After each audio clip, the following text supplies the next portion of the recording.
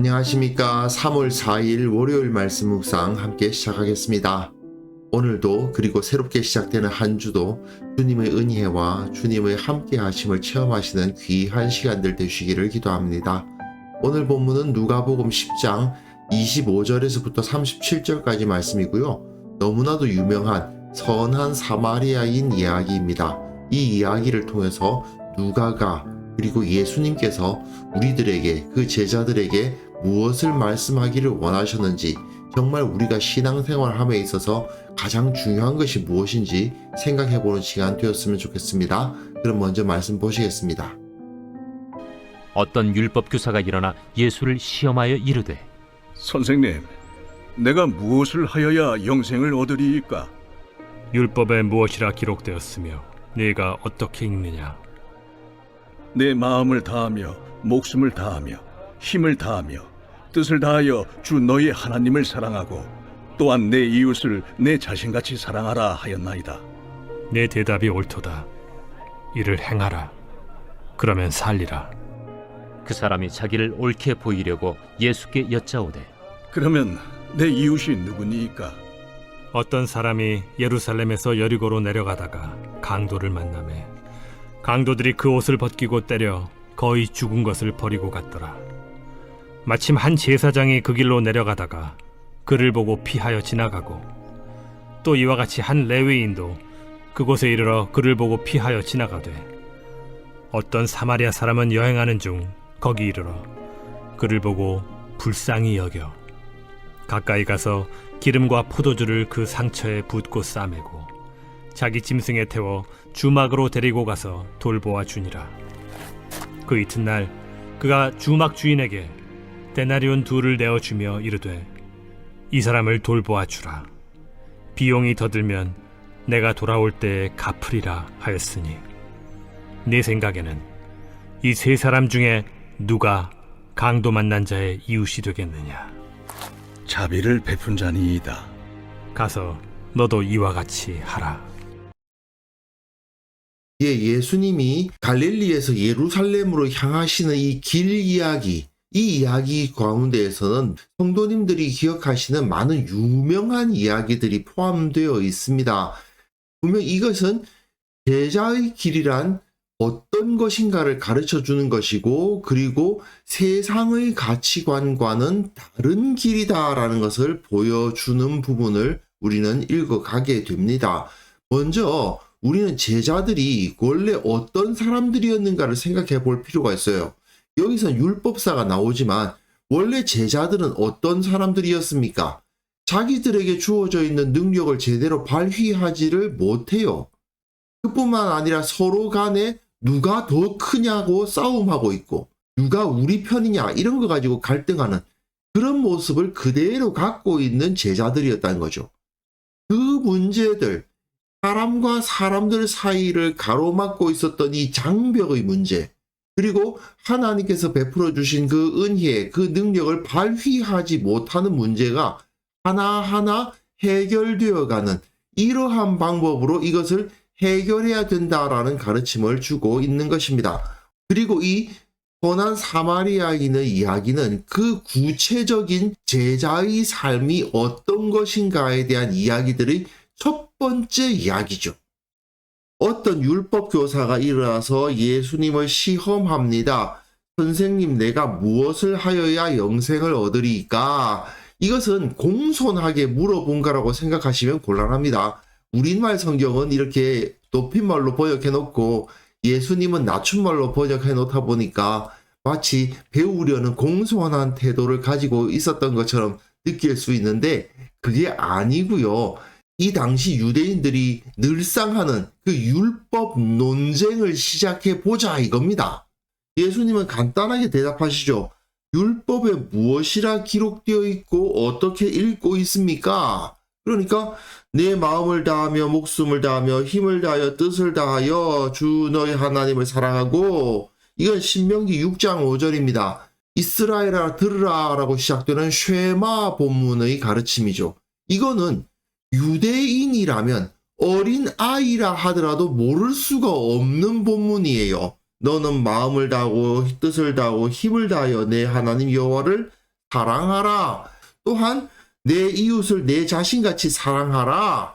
이것은 레위기 19장 18절인데요. 이 역시도 당시 랍비들 사이에서는 모를 수가 없는 너무나도 유명하고 너무나도 잘 알려져 있는 구절입니다. 결국은 유대인들도 하나님을 사랑하고 이웃을 사랑하는 것이 율법의 가장 핵심이라는 것을 다 알고 있었어요. 그런데 예수님께서는 바로 거기서 간단한 대답을 딱 하시는 거죠. 맞습니다. 그대로 행하세요. 실천하세요. 말로만 머리로만 무엇이 영생의 길이냐 논쟁하려고 하지 말고 그것을 행하면서 살면 됩니다. 그러면 영생을 얻을 수 있을 겁니다. 라고 말씀하시는 겁니다. 이 당시 유대인들은 여러 가지 구절들을 가지고 서로 율법으로 논쟁하고 그 지식을 쌓는 것에는 아주 열심을 다했지만 정작 그것을 어떻게 행할 것인가를 그다지 고민하지 않았던 사람들입니다. 몰라서 구원 못 받는 게 아니죠. 행하지 않기 때문에 영생을 얻지 못한다는 사실을 예수님께서 간단하게 이야기해 버리시는 겁니다. 신학적으로 이러쿵저러쿵 이야기하면서 누가 더 빼어난 지적 능력을 가지고 있느냐 이런 거를 서로 겨뤄보려고 했던 율법학자들에게 예수님께서는 간단하게 대답하시는 겁니다. 잘 알고 계시네. 왜 물어보시오? 그대로 행동하면 됩니다. 우리가 어릴 때부터 잘 알고 있었던 사실 아닙니까? 그대로 살면 되지요. 라고 대답을 하시는 겁니다. 그런데 이 사람이 자기를 옳게 보이려고 자신을 정당화하려고 예수님께 두 번째 질문을 합니다. 그런데 이 역시도 유대인들의 아주 전형적인 질문이라고 할 수 있어요. 요즘도 왜 하부르타라고 해가지고 유대인들 교육을 따라 해야 된다 이렇게 말씀하시는 분들 계신데 그 하부르타 자체는 뭐 나쁜 건 아닙니다. 논쟁을 통해서 지식을 쌓아 나가는 방식이거든요. 토론과 논쟁을 하는데 유대인들은 굉장히 이 토론 정말 좋아하고 또 잘합니다. 이거는요 전형적인 유대교식 논증법입니다. 개념 정의인 거예요. 내 이웃의 개념을 정의해야 된다는 거죠. 안식일을 거룩히 지키라. 안식일에는 일을 해서는 안 된다. 그럼 일은 뭔데? 일은 어디까지가 일이고 어디까지가 일이 아니냐? 이거 가지고 밤새도록 토론하는 거예요.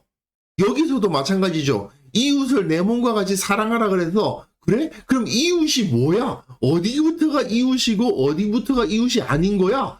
이렇게 질문을 하기 시작하는 겁니다. 그리고 만약에 예수님이 가까이 있는 사람들이 이웃이지 이렇게 대답을 하시면 그럼 가깝다는 이유만으로 그 사람이 죄를 지었음에도 불구하고 가까운 곳에 있는데 그 사람이 살인자라면 그 사람이 우리의 이웃이 될 수 있는 겁니까? 뭐 이런 식의 논쟁을 끝도 없이 이어가요. 그게 바로 유대교식 토론법인데 나름대로 지적인 수준을 높이는 데는 유익할 거예요. 그런 토론을 통해서 뭐 지식적인 능력을 키우는 건 좋은데 문제는 하나님의 백성답게 살아가는 데 있어서 이 사람들은 이런 토론에만 빠져 있었지 실천을 강조하지 않았던 것이죠. 그러니까 예수님께서 다시 한번 그것에 대해서 대답을 하십니다. 어떤 사람이 예루살렘에서 여리고로 내려가다가 강도를 만났다. 이 이야기는 많이들 아시는데요. 불신자들도 많이 아는 이야기입니다. 강도들이 그 옷을 벗기고 때려 거의 죽은 것을 버리고 갔더라. 옷을 벗겼다라는 표현은 구약에서 옷이라는 것은 그 죄를 가린다는 의미가 있지 않습니까? 그러다 보니까 인간의 존엄성, 인간의 가치 이런 것을 상징적으로 보여줄 때가 많거든요. 근데 그 옷이 벗겨졌다라는 것은 거의 인간이 인간 아닌 수준으로까지 떨어져서 거의 죽었다. 인간이 아닌 수준까지 떨어졌다. 이렇게 말하는 거죠. 그야말로 최악의 상황에 떨어진 사람이다. 라는 것을 일단 상정합니다. 한 제사장이 그 길로 내려가다가 그를 보고 피하여 지나가고 레위인도 그곳에 이르러 그를 보고 피하여 지나갔다.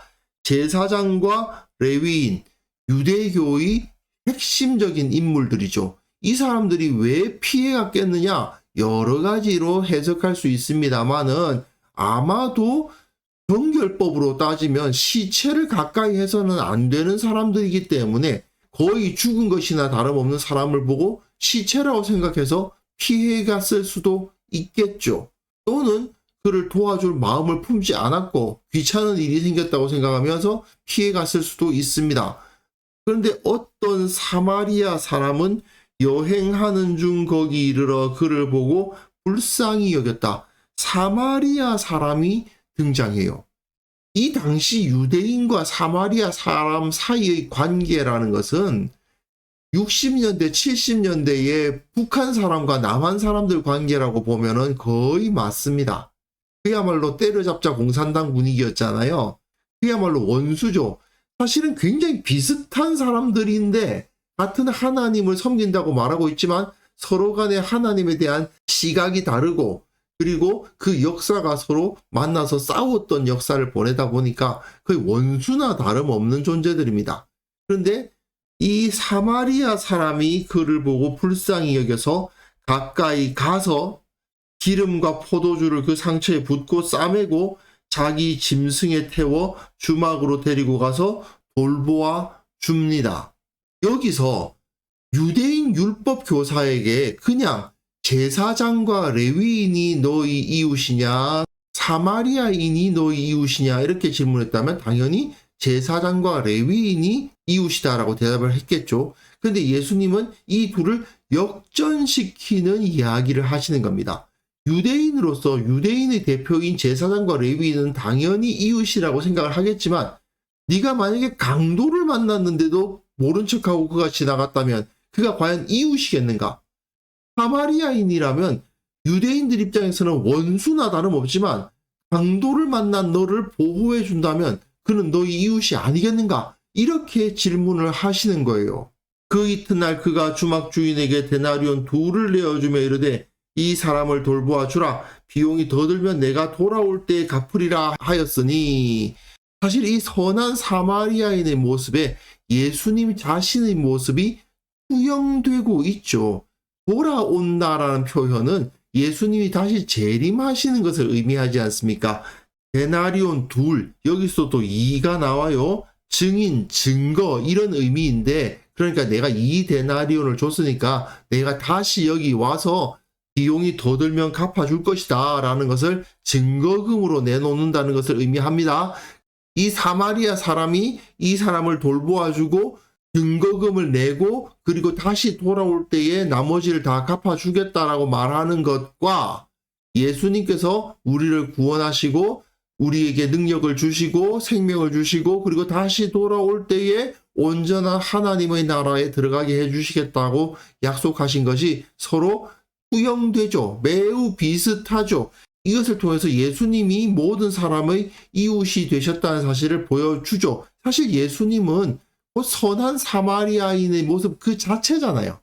실제로 자기 삶으로 이렇게 이웃이 되어 주셨는데 다만 여기서 질문을 하시는 거죠. 누가 이웃이겠느냐? 네 생각에는 이 세 사람 중에 누가 강도 만난 자의 이웃이 되겠느냐? 자비를 베푼 자라고 말할 수밖에 없죠. 사마리아인입니다 라고 말을 못해요. 왜? 유대인이니까. 유대인으로서 사마리아인이 우리의 이웃입니다 라고 말을 할 수가 없어요. 그 말이 입에 들어가질 않아요. 그러니까 자비를 베푼 자라는 표현을 쓰고 있는 거죠. 그러니까 예수님께서 그에 대해서 가서 너도 이와 같이 하라. 내 이웃을 내 몸과 같이 사랑하라는 계명을 지키는 삶이란 것은 결국 무엇이냐? 이 선한 사마리아인처럼 행하는 것이 아니겠느냐? 내가 누가 이웃이냐를 판별한 다음에 나의 이웃을 내 몸과 같이 사랑해야 되겠구나라고 행동할 것이 아니고 누가 내 이웃이냐를 판별할 필요 없이 내가 누군가에게 자비를 베품으로써 이웃이 되어주면 되잖아요. 다른 사람이 나에게 이웃이 되냐 안 되냐를 따지기 전에 내가 그냥 그에게 가서 이웃이 되어주면 될 것을 가지고 누가 과연 나의 진정한 이웃인가를 따지면서 갑론을박할 필요가 없다는 거죠. 이게 혁명적인 가르침입니다. 유대인들은요, 이웃과 원수를 구분하고 이웃과는 철저히 연합하고 원수, 그러니까 로마인, 사마리아인, 이방인 이런 사람들은 철저히 배제하여서 우리끼리 똘똘 뭉쳐서 저들을 몰아내자 이런 세계관을 갖고 있었기 때문이죠. 그러나 예수님은 그들의 장벽을 깨뜨려 버리시는 겁니다. 그가 누구이든 내가 먼저 사랑하면 그가 내 이웃이 될 거 아니냐라는 말씀으로 이 세상 그 어느 누구와도 이웃이 될 수 있다는 것을 가르치신 거죠. 결국 복음을 가진 자들은 누가 나에게 호의적인가를 따져서 그들을 내 이웃이라고 생각하고 그 이웃들과만 친교를 나누려 하는 사람이 아닌 겁니다.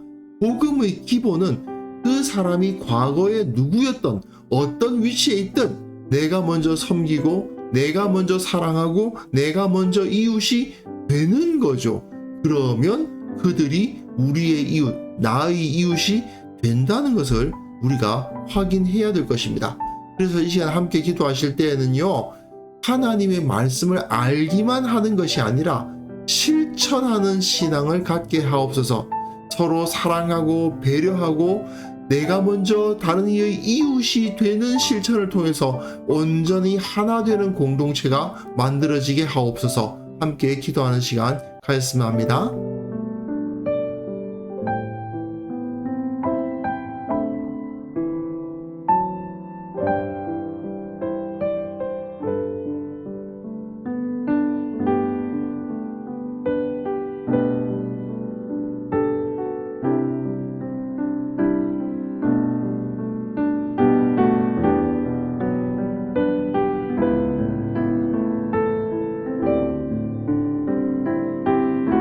하나님 아버지, 하나님의 말씀을 알기만 하는데 머무르지 않도록 도와주옵소서.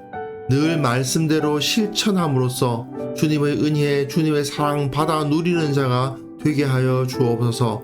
나의 삶을 통해서 예수님께서 말씀하신 그 말씀이 실현되고 그것을 통해서 정말 하나님께서 나와 함께 하시고 주님께서 내 곁에서 일하고 계심을 체험하는 자들 될 수 있도록 도와주옵소서. 주님, 우리 교회가 이처럼 서로 사랑하고 배려하고 돕는 공동체가 되기를 원합니다.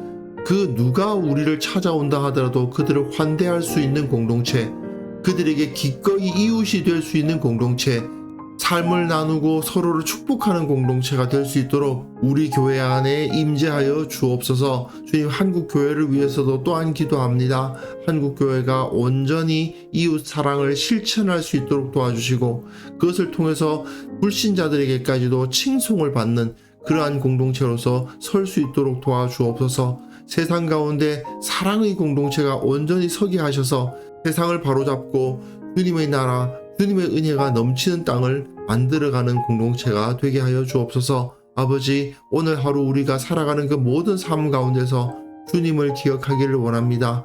주님의 고난을 묵상하는 사순절 기간을 보내고 있는데 참으로 그 기간 동안 주님을 묵상하기를 더디하지 않도록 도와주시고 늘 십자가의 은혜가 그 마음속에 넘쳐나는 역사가 일어나게 하여 주옵소서. 주님, 오늘 하루 우리와 함께 해주실 것을 믿고 감사를 드리옵니다. 예수님의 이름으로 기도합니다. 아멘.